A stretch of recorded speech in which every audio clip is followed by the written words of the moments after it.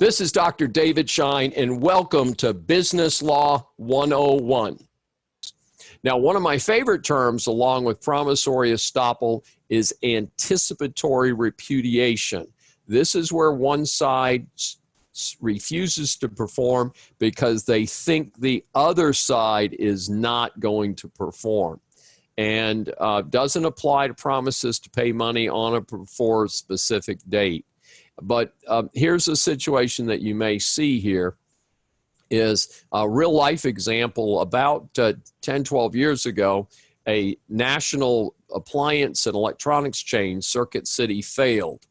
And what happened was Circuit City had been struggling for a long time, and the word was out that they were in big trouble.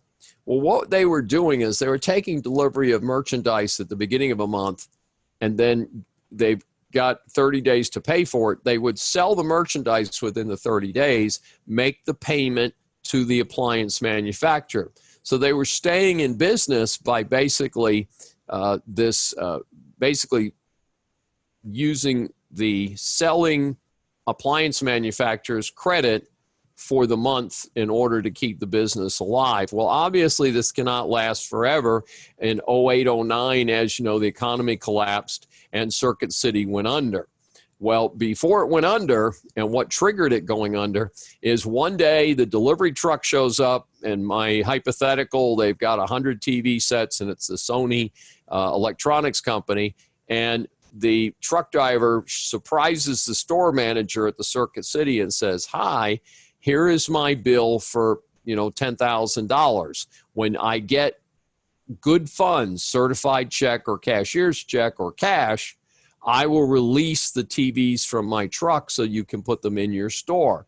But if you don't have the money today, we're not leaving the TV sets." And what I anticipate and what I learned through the grapevine about the Circuit City failure, that's exactly what happened. Samsung, Sony, Whirlpool, somebody said, "Nope, we're not going to let any deliveries take place without COD."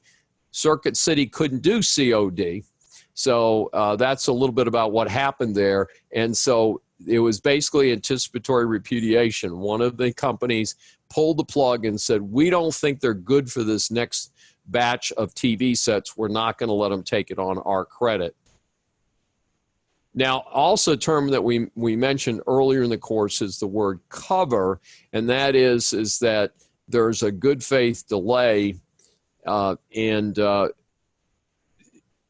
those situations. So if there is an unreasonable delay, you can, rather than waiting for the contract to deliver because you're pretty sure they're not going to deliver it on time, you can cover, C-O-V-E-R, you can make a good faith decision to purchase it locally, and that's usually going to be much more expensive than purchasing it out of town and doing it in advance. But in a situation where you have suddenly realized you're not going to get that delivery, then you can go ahead and at that point go and buy the stuff locally for usually an increased price.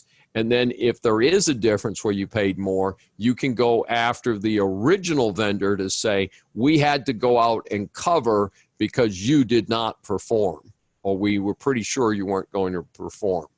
This is Dr. David D. Schein for Business Law 101. If you've enjoyed this episode, please subscribe on your favorite platform.